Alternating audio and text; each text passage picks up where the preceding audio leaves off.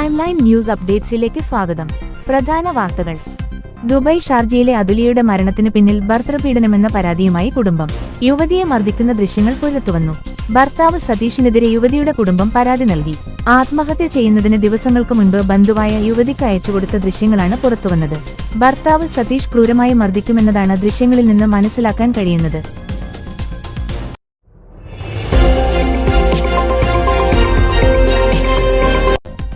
കൊടുങ്ങല്ലൂരിലെ മദ്യപന്മാര് തമ്മില് കശപിശ, പല്ലിടിച്ചു കുഴിച്ചു.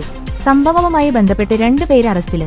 കൂനിയാറ് കോളനി സ്വദേശികളായ വാഴൂര് അരുണ്, പുത്തൻകാട്ടിലെ വിഷ്ണു എന്നിവരെയാണ് മതിലകം പോലീസ് അറസ്റ്റ് ചെയ്തത്.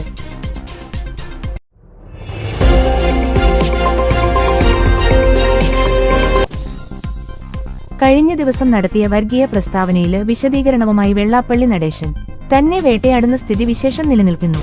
കാന്തപുരം എന്ത് കുന്തമെടുത്തെറിഞ്ഞാലും ഞാൻ പറയാനുള്ളത് പറയും. എനിക്കൊരു രാഷ്ട്രീയ മോഹവുമില്ലെന്നും അദ്ദേഹം പറഞ്ഞു.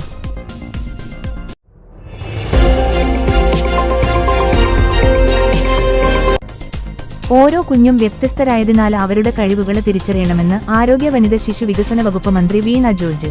ബാലഭിക്ഷാടനവും ബാലവേലയും ഒഴിവാക്കാൻ ലക്ഷ്യമിട്ട് വനിതാ ശിശു വികസന വകുപ്പ് നിരവധി പരിപാടികൾ നടത്തിവരുന്നു.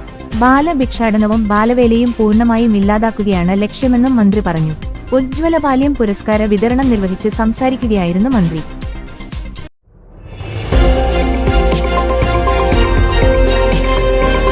നിയമസഭകൾ പാസാക്കുന്ന ബില്ലുകളിൽ തീരുമാനമെടുക്കുന്നതിന് സമയപരിധി ഏർപ്പെടുത്തിയ സുപ്രീംകോടതി വിധിയിൽ രാഷ്ട്രപതി ഉന്നയിച്ച ചോദ്യങ്ങൾ ഭരണഘടന ബെഞ്ച് പരിഗണിക്കും.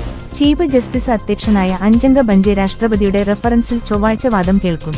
ഭരണഘടനയില്ലാത്ത കാര്യം നിർദ്ദേശിക്കാൻ കോടതിക്ക് അധികാരമുണ്ടോ എന്നതടക്കം ചോദ്യങ്ങളാണ് രാഷ്ട്രപതി ഉന്നയിച്ചത്.